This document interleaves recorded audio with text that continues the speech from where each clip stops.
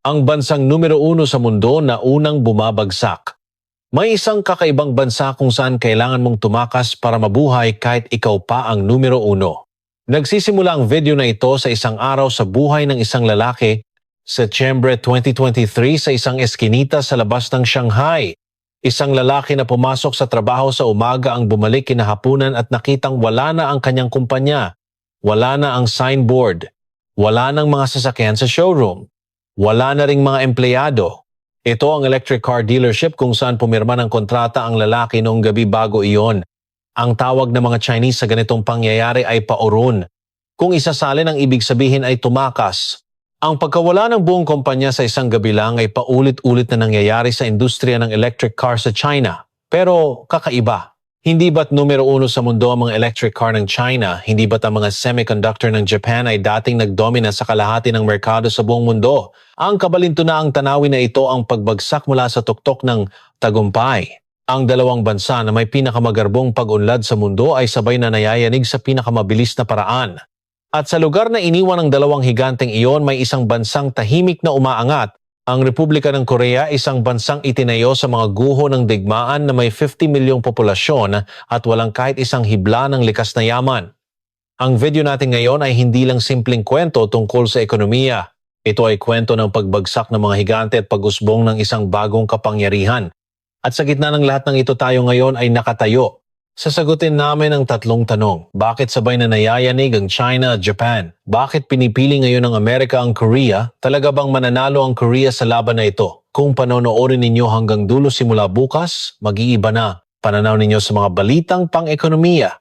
Sa araw na pumapaimbulog sa kalangitan ang stock price ng BYD, bakit may lumitaw na libingan ng mga electric car sa labas ng Shanghai? Ang 2023 Shanghai Motor Show ay mas magarbo kaysa dati. Sabay-sabay na isinulat ng mga automotive journalists mula sa buong mundo ang parehong headline, mga electric car ng China nilampasan na sa wakas ang Tesla. Umabot sa pinakamataas na antas ang stock price ng BYD at nagdiwang ang mga investors sa buong mundo.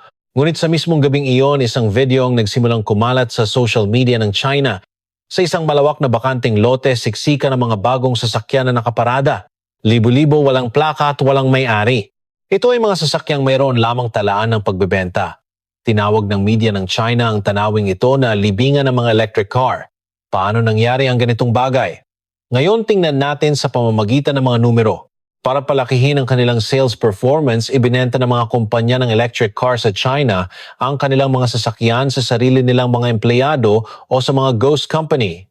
Matapos itala bilang naibenta ang mga sasakyang iyon ay nanatiling nakatambak sa mga bodega at bakanting lote. Sa industriya, tinatawag ang mga sasakyang ito na zero-kilometer used cars. Mas malala pa ang problema sa kalidad. Sunod-sunod ang mga insidente kung saan ang mga electronic door ay nag-malfunction sa panahon ng aksidente na naging dahilan upang hindi makalabas ang mga pasahero. Tinawag ng mga consumer sa China ang mga sasakyang ito na tumatakbong kabaong. Ibig sabihin nakakatakot sakyan kahit bago. Manipulasyon sa presyo, pinalaking sales performance at mga issue sa kalidad. Ano ang mangyayari kung sabay-sabay na sumabog ang tatlong ito? Bumagsak ang tiwala. Ang isang produkto na walang tiwala ay hindi mabebenta gaano man ito kamura. Ngayon lumipat tayo sa Japan. Noong 1988, ang kabuuang market share ng mga semiconductor ng Japan ay 50.3%. Lalo na sa larangan ng DRAM, kontrolado nila ang 80% ng buong mundo. 6 sa 10 nangungunang kumpanya ng semiconductor sa mundo ay mula sa Japan. Maging ang Intel ay umalis sa memory business noong 1985. Nasaan na ngayon ang 30 taong pride na iyon? Ang Kioxia ay mag-isang nag-IPO sa huling bahagi ng 2024 matapos mabigo ang merger nito sa Western Digital. Sa larangan ng advanced logic semiconductors, inamin na nila ang 20 taong agwat sa pagitan nila at ng TSMC at Samsung. Bakit ito nangyari? Hindi ito nagkataon lang. Dahil sa US-Japan Semiconductor Agreement noong 1990s, napilitan ng Japan na buksan ang kanilang sariling merkado. Nagpatuloy ang paglakas ng yen at nawalan ng flexibility ang mga kumpanya dahil sa pagkapit sa vertical integration. Ang pagpasok ng Samsung ay nangyari sa siwang na mismong nilikha ng Japan. Ang dalawang industriya ay sabay na nayayanig sa dalawang bansa. Ipapakita namin na hindi ito nagkataon lang. Makatuwiran bang magpatuloy sa pagbebenta kahit nalulugi? Oo. Dahil kapag huminto ka, patay ka. Noong 2022, biglang itinigil ng gobyerno ng China ang pagbibigay ng subsidyo sa mga electric car. Sa sandaling iyon, ang merkado ng electric car sa China ay naging isang impyerno ng chicken game. Ang mga natirang kumpanya tulad ng BYD, Li Auto, NIO at XPeng ay nagsimulang magbaba ng presyo. May mga kumpanyang nagbenta ng may diskwento na aabot sa 47%, nagbebenta sila ng mas mababa pa sa gastos. Sa laban na ito, talo ang unang lumiko. Bakit hindi sila humihinto? Dahil kung hihinto sila, mamamatay sila agad. Kapag itinigil ang production line, tuloy-tuloy pa rin ang paglabas ng fixed costs. Hindi nila mababayaran ang sahod ng mga empleyado. Kaya kahit nalulugi, nagbebenta muna sila at umaasang bubuti ang sitwasyon sa susunod na taon. Ngunit may isang mahalagang tanong dito. Bakit hindi kayang mabuhay ng mga kumpanya sa China nang walang subsidyo? Sa loob ng mahigit isang dekada ang industriya ng electric car sa China ay gumawa ng price competitiveness sa pamamagitan ng subsidyo mula sa gobyerno. Ang kanilang cost structure mismo ay binuo batay sa pagsasama ng subsidyo. Nang mawala ang subsidyo, wala na silang paraan para makatagal. Linawin natin ng mas matalas. Ang bilang ng mga kumpanya ng electric car sa China na halos 500 noong 2019 ay bumaba na ngayon sa humigit kumulang 100. Ang average operating profit margin ng mga natirang kumpanya ay 53%. Nangangahulugan ito na sa bawat 100 pesos na benta, nalulugi sila ng 53 pesos. Ito ay isang industriya na lumalago habang sabay na bumabagsak. Ang Waymo Automobile ay nalugi. Maging ang hi-fi na tinawag na kinabukasan ng Smart EV ay huminto na rin sa produksyon. Noong nakaraang taon, humigit kumulang 52,000 kumpanyang may kaugnayan sa electric car ang nagsara sa China. Ito ay 90% na pagtaas kumpara sa nakaraang taon. Kung gayon, okay lang ba ang BYD? Masaya ba ang numero 1? Nakaligtas ang BYD at mataas ang market share nito. Ngunit sa 2024, ang operating profit margin ng BYD ay nasa 5% lamang. Sila ang numero 1 sa mundo sa benta, ngunit ang kanilang profitability ay nasa pinakamababang antas ng manufacturing industry. Ito ay isang istruktura kung saan habang mas marami kang naibebenta, mas unti-unti kang hindi nalulugi. Hindi ito isang price war. Ito ay isang structural collapse. Ang isang produkto na walang tiwala ay hindi mabebenta gaano man ito kamura. Sa ibabaw ng mga guho ng chicken game, ang chessboard ng mundo ay gumagawa na ng susunod na hakbang. Kung ang 6 na malalaking kumpanya ng baterya ng China ay maaaring mapaalis sa Amerika sa pamamagitan ng isang batas, sino ang pupuno sa puwang na iyon noong Disyembre 2023? Isang linya lang ng batas ang naipasa sa Kongreso ng US. Ang Foreign Entity of Concern FEOC Law. Sa madaling salita, ito ay isang batas para alisin ang mga baterya ng China. Mahaba ang pangalan pero simple lang ang nilalaman. Ang mga electric car na may bateryang gawa ng kumpanyang Chinese ay hindi makakatanggap ng tax subsidies sa Amerika. Ang hindi pagtanggap ng tax subsidies ay nangangahulugang mahirap itong maibenta sa merkado ng US. Babanggitin ko ang mga pangalan ng mga kumpanyang tinatarget: CATL, BYD, Calb, Gotion, Eve Energy, Costco. Lahat ng 6 na malalaking kumpanya ng baterya ng China. Kung titingnan natin ang eksenang ito sa mga numero, mas nakakagulat. Kumilos ang Tesla, kumilos ang Ford, kumilos ang GM. Ang kanilang mga napiling bagong partner ay ang LG Energy Solutions, Samsung, SDI at SK On. Sabay-sabay na tumingin sa iisang direksyon ng Big Three ng Amerika. Noong 2022, ang market share ng mga baterya ng Korea sa merkado ng electric car battery ng US ay 23%. Pagkatapos ng implementasyon ng FEOC, tinataya ng industriya na ang market share na ito ay aabot sa higit 50% pagsapit ng 2027. Isang pagsabog ng paglago na higit sa doble ang binuksan ng isang batas lang. Ngunit may mas mahalaga pa. Ang baterya ay hindi lamang isang simpleng component. Ang baterya ay energy security. Pinapalitan ng Amerika ang tagapagtustos ng energy security nito mula sa China patungong Korea. Marami pang hindi nakakaramdam kung gaano kalaki ang pagbabagong ito sa tectonic plates. Ang batas ng Amerika ang lumilikha ng merkado para sa Korea. Sa sandaling isinara ng Amerika ang pinto, sabay-sabay na nagbago ng posisyon ang mga piyesa sa board. Kung gayon, wala bang gagawin ang Japan? May isang bansa na nagdeklara na lalampasan nila ang 30 taong agwat sa teknolohiya sa loob lamang ng 5 taon. Posible kaya ito, Hokkaido, isang malamig na lupain sa dulong hilaga ng Japan? Sa nagyayelong lupaing iyon, isang napakalaking bagay ang nangyayari ngayon. Noong 2022, ang gobyerno ng Japan kasama ang 8 malalaking kumpanya kabilang ang Toyota, Sony at SoftBank ay nagsanib puwersa upang magtayo ng isang bagong kumpanya. Ang pangalan nito ay Rapidus. Mula sa Latin na nangangahulugang mabilis, Ang layunin ay iisa lang mass production ng 2 nanometer semiconductors pagsapit ng 2027. Ipaliwanag ko sa isang pangungusap kung gaano ito ka-imposibleng deklarasyon. Noong 2022, ang pinaka-advanced na logic semiconductor na kayang gawin ng Japan ay 40 nanometer. Samantala ang TSMC at Samsung ay naglalaban na sa 10 nanometer. Ito ay isang deklarasyon na tatalunin nila ang 20 taong agwat sa teknolohiya sa loob lamang ng 5 taon. Ang paunang suportang ipinangako ng gobyerno ng Japan ay 27 trilyong won. Ngunit sabi ng mga eksperto sa industriya, ang 27 trilyon ay simula pa lamang. Para makapagtayo ng mass production system, kailangan ng hindi bababa sa 66 trilyong won. Hindi pera ang problema. Ang tunay na problema ay mga tao. Sa susunod na 10 taon, mangangailangan ng industriya ng semiconductor ng Japan ng 40,000 bihasang inhinyero. Sa loob ng 30 taon na pagliit ng industriya, nagretiro na ang mga dating veterano. Kahit magtayo sila ng pabrika, walang taong magpapatakbo nito. Sinabi ng isang eksperto sa industriya, ang rapido sa isang magandang pangarap. Ngunit wala silang oras, tao at karanasan para gawing katotohanan ng pangarap na iyon. Ang distansya sa pagitan ng pangarap at katotohanan, iyan ang kasalukuyang posisyon ng Japan. Siyempre, hindi natin maaaring basta-basta balewalain ang Japan. Sa larangan ng semiconductor materials at equipment, ang Japan pa rin ang pinakamahusay sa mundo. Sila ang gumagawa ng mga materyales para gumawa ng semiconductors. Ngunit iba ang usapan sa paghawak ng mga materyales kumpara sa mismong paggawa ng semiconductors. Hanggat hindi natatapos ang sugal ng Japan, ang panahong iyon ay para sa Korea. Ngayon bumaba tayo mula sa langit patungo sa dagat. Bakit kapag bumibili ng bagong barko may premium na binabayaran para sa gawang Korea habang ang gawang China ay ibinebenta ng 30,000 40% na mas mura? Isang executive mula sa isang European shipping company ang nagsabi nito.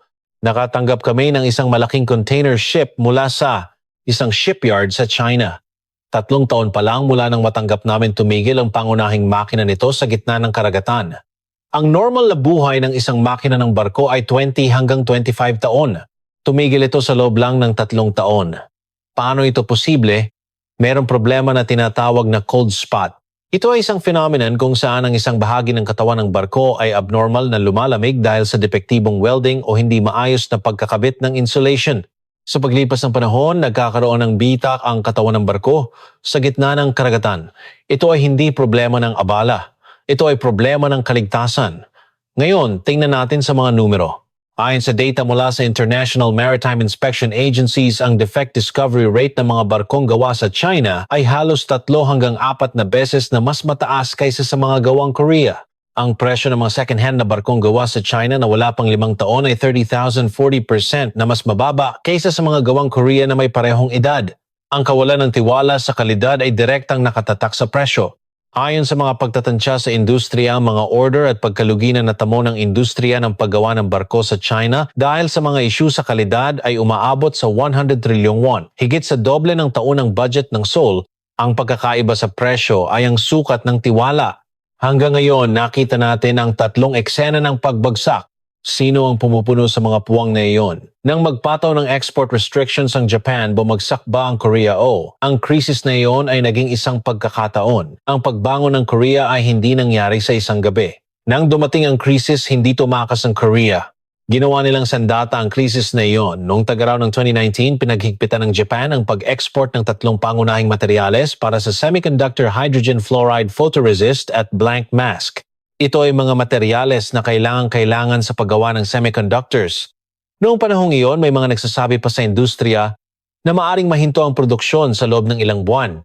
Ngunit pagkatapos ng 4 na taon, lumabas ang resulta. Nagtagumpay ang Korea na gawing lokal ang produksyon ng blank mask. Ibaba nila ang pag-asa sa Japan mula 80% hanggang sa mas mababa sa 30%. Noong 2024, ang kabuuang localization rate ng semiconductor materials ay lumampas sa 50%. Ang regulasyon ay naging daan para sa teknolohikal na kalayaan. Seoul-Brain Dongjin sa SK Materials. Matapos ang regulasyon ng Japan, pinalakas ng mga kumpanyang ito ang kanilang presensya sa pandaigdigang merkado. Ang krisis ang nagpatibay sa ecosystem ng industriya. Ganito rin sa industriya ng paggawa ng barko. Linawin natin ang mas matalas. Noong winawalis ng China ang merkado sa pamamagitan ng mababang presyo, binago ng Korea ang direksyon. Hindi kami gagawa ng kahit anong barko lang. LNG carriers, VLCCs, ultra-large crude carriers, ammonia carriers. Nag-focus sila sa mga barko na hindi magagawa kung walang teknolohiya. Noong 2024, ang market share ng Korea sa merkado ng LNG carrier ay 94%. Halos monopolyo na. Gaano man kaagresibo ang pag-atake ng China sa mababang presyo, hindi sila makakapasok sa merkado na ito kung walang teknolohiya. Mas dramatiko pa ang larangan ng baterya. Ang Samsung SDI ay nangunguna sa industriya sa roadmap nito na mag-mass produce ng all-solid-state battery sa 2027. Ang all-solid-state battery ay pinapalitan ng liquid electrolyte ng solid, halos walang panganib ng sunog at mas mataas ang energy density nito. Ito ang game changer para sa mga electric car. At hindi dito nagtatapos. Kumilos ang US Navy sa MRO business na nag-aayos at nagme-maintain ng mga lumang barkong pandigma ng US, nakipagtulungan ng Amerika sa mga Korean shipbuilder. Kailangan na ng Amerika ang tulong ng Korea para mapanatili ang kanilang lakas militar. Hindi ito simpleng negosyo. Ito ay pagpapalalim ng alyansa. Ang krisis ang pinakapamilyar na kapaligiran para sa Korea na lumikha ng mga sandata, baterya semiconductor paggawa ng barko, ngunit may pang-apat pa rito. Nagbebenta ang Korea ng mga armas sa Europa. Noong 2022 sinakop ng Russia ang Ukraine. Nagulat ang Europa. Ang digmaan ay hindi na isang malayong kwento. Nagmadali ang mga bansa sa Europa na bumili ng mga armas, ngunit hindi kayang tugunan ng mga pabrika ng armas sa Europa ang demand. Ang bansang pumasok sa puwang na iyon ay ang Korea. Ang Poland ay nag-order ng 980 K2 tanks. Sunod-sunod ang mga kontrata para sa K9 self-propelled howitzers sa Romania, Norway at Australia. Noong 2023, ang defense exports ng Korea ay umabot sa halos 14 bilyong dolyar o 18 trilyong won. Halos dumoble ito sa loob lang ng isang taon kumpara noong 2022. Sa pandaigdigang ranggo ng mga defense exporting countries, unang pumasok ang Korea sa ika-9 na pwesto noong 2023. 10 taon na ang nakalipas, wala sila sa top 20. Hindi ito simpleng paglago. Ito ay pagbabago sa landscape ng industriya. Bakit mabenta ang mga armas ng Korea? Mas mura kaysa sa gawang US at mas mapagkakatiwalaan kaysa sa gawang China at mabilis ang delivery. Habang ang mga kumpanya sa Europa ay nangangailangan ng 35 taon kayang mag-deliver ng Korea sa loob ng 1 to 2 taon. Ang bilis ay naging tiwala. Baterya semiconductor materials paggawa ng barko at depensa. Ilang bansa sa mundo ngayon ang may 4 na industriyang sabay-sabay na umaangat. Ang Korea ay nasa posisyong iyon ngayon. Ngunit may mas malaking istruktura na nagpapagana sa lahat ng daloy na ito. Muling ginuguhit ng Amerika ang pandaigdigang supply chain. Kapag sinusubukan ng Amerika na ihiwalay ang China sa supply chain, aling bansa ang pinakakailangan nila. Sa ngayon, muling ginuguhit ng Amerika ang pandaigdigang supply chain. Ang pangunahing lohika ng larawang iyon ay simple. Hindi kami aasa sa mga produkto mula sa mga bansang hindi mapagkakatiwalaan. Ang hindi mapagkakatiwalaang bansa na iyon ay tumutukoy sa China. Ang bagong supply chain belt na ginuguhit ng Amerika ay maaaring ipahayag sa isang pangungusap, ang Indo-Pacific Manufacturing Belt na nag-uugnay sa Amerika, Korea at India. Isang istruktura kung saan ang Amerika ang nagdidisenyo, ang Korea ang gumagawa ng mga pangunahing bahagi at ang India ang nag-a-assemble. Sa istrukturang ito, ano ang mangyayari sa China? Ang kanilang daan patungo sa pinakamalaking consumer market sa mundo, ang Amerika, ay haharangan. Ang blockade na labis na kinatatakutan ng China ay unti-unting nagiging katotohanan. Ngunit hindi natin dapat maliitin ang China. Hindi pa tapos ang laban na ito. Ang CATL ay direktang nagtatayo ng mga pabrika sa Hungary at Spain. Ang BYD ay mabilis na lumalago sa Thailand at Brazil. Ang pagpapaalis sa kanila sa US at Europa ay hindi nangangahulugang pagpapaalis sa buong mundo. Kaya kailangang mas mabilis na kumilos ang Korea. Tingnan ninyo ang posisyon ng Korea sa belt na ito. Baterya semiconductor materials paggawa ng barko depensa. Para maging independyente ang Amerika mula sa China, kailangan nila ang Korea. Hindi ito isang relasyon kung saan ang Korea ay umaasa sa Amerika bilang isang subordinate. Ito ay isang strategic partnership na batay sa mutual need. At dito may isa pang malaking alon na sumasabay, AI data centers. Sumasabog sa buong mundo ang demand para sa mga data center. Ang aparato na nag-iimbak ng kuryente para dito ay ang ESS o Energy Storage System. Noong 2024, ang pandaigdigang merkado ay humigit kumulang 70 trilyong won. Sa 2030, inaasahang lalampas ito sa 300 trilyong won, isang 4 na beses na paglago sa merkado na ito kung saan ang CATL ay nasa ilalim ng pressure na mapaalis ang 3 kumpanya ng baterya ng Korea, ang pinakamalamang na alternatibo. EV batteries, all solid-state batteries, ESS, LNG carriers, semiconductor materials, depensa, lahat ng piraso ng puzzle ay tumuturo sa iisang direksyon. Kapag nagbago ang laro, laging may bagong malakas na manlalaro na lilitaw. Ngayon, bakante ang pwesto na iyon. 52 taon na ang nakalipas na yanig din ang isang higante. At lumundag ang Korea mula sa siwang na iyon taong 1974. Ang epekto ng unang oil shock ay tumama sa buong mundo. Nayanig ang ekonomiya ng Japan. Naapektuhan ang manufacturing ng Amerika. Sa gitna ng kaguluhang iyon, isang mahirap na bansang itinayo sa mga guho ng digmaan ang pumasok sa construction market ng Middle East. Ang foreign currency na nakuha ng bansang iyon ang naging panimulang puhunan para sa industrialisasyon ng Korea. Kwento ito mula 52 taon na ang nakalipas. Ngunit sa 2026, nakakaramdam tayo ng isang nakakagulat na pamilyar na déjà vu. Ang pagsamantala sa pagkakataon sa gitna ng pagyanig ng higante. Ang paghuhukay ng mas malalim habang ang iba ay umaatras. Ito ang DNA ng paglago ng ekonomiya ng Korea at ang DNA na iyon ay gumagana pa rin ngayon. Linawin natin ng mas matalas. Tinasa ng JP Morgan na ang mga industriya ng baterya, paggawa ng barko at semiconductor materials ng Korea ay may mataas na posibilidad na maging pinakamalaking benepisyaryo ng global supply chain reorganization. Binigyan ng Citigroup ang industriya ng depensa at paggawa ng barko ng Korea ng rating na excellent para sa kanilang 10 taong potensyal na paglago. Ang pinakaseryosong pera sa mundo ay patungo sa Korea. Tanging ang mga nakakaalam sa krisis ang makakasakop sa oportunidad. Maging tapat din tayo sa mga panganib ng Korea. Ang mga semiconductor ay labis na nakasentro sa Samsung at SK. Ang tatlong kumpanya ng baterya ay mataas pa rin ang pag-asa sa mga subsidyo ng US. Ang industriya ng paggawa ng barko ay may structural na problema ng pagtanda ng mga manggagawa at mataas pa rin ang pag-asa sa pag-export sa China. Kung hindi mo alam ang mga panganib na ito, hindi mo rin alam ang pagkakataon. Ngunit tingnan ninyo ang structural flow. Supply chain reorganization, pag-alis ng mga baterya ng China monopolyo sa high-value ships, pagsabog ng AI infrastructure, mabilis na pagtaas ng defense exports. Ang 5 daloy na ito na sabay-sabay na patungo sa Korea ay unang beses sa kasaysayan. Bilang panghuli gusto kong sabihin ito, sa sandaling huminto ka, malalampasan ka. Ang dahilan kung bakit nakaligtas ang Korea hanggang ngayon ay dahil hindi sila huminto. Nang dumating ang export restrictions ng Japan, binaligtad nila ito sa pamamagitan ng lokal na produksyon. Nang dumating ang low-cost offensive ng China, lumipat sila sa high-value market. Habang pinaalis ang CATL pinuno ng K-Battery, ang puwang na iyon. Habang nagkukulang ng armas ang Europa, pinuno ng K-Defense ang puwang na iyon. Sa isang malaking chessboard, ang Korea ay nasa proseso ng pagbabago mula sa pagiging isang pawn patungo sa pagiging isang queen. Ang queen ang pinakamalakas na piyesa sa chess. Maaari itong gumalaw sa lahat ng direksyon. Walang nakakaalam kung saan magtatapos ang paglalakbay na iyon. Ngunit malinaw ang direksyon at tayo ngayon ay nasa ibabaw ng makasaysayang turning point na iyon. Hindi ko sinasabi na palitan ninyo agad ang inyong mga stock. Hindi ko rin sinasabi na i-reconfigure ninyo ang inyong portfolio. Ngunit sana kapag nakita ninyo ang mga pangalang CATL, FIOC, Rapidus at K-Defense sa balita, maalala ninyo ang kwento natin ngayon. Kung ikaw ay isang individual investor, tandaan ang mga keyword na ESS, K-Battery, high-value ships at defense. Kung ikaw ay isang empleyado, pansinin kung anong uri ng trabaho ang nililikha ng baterya, semiconductor, paggawa ng barko at depensa sa Korea. Kung ikaw ay isang pension contributor, isipin kung paano babaguhin ng supply chain reorganization ang lakas ng ekonomiya ng Korea pagkatapos ng 10 taon. Ngayon, nasa inyo na ang pagpapasya kung anong pagpili ang gagawin ninyo sa board na ito. Nagbabago ang laro sa ekonomiya ng Asya. At sa gitna nito, nandoon tayo.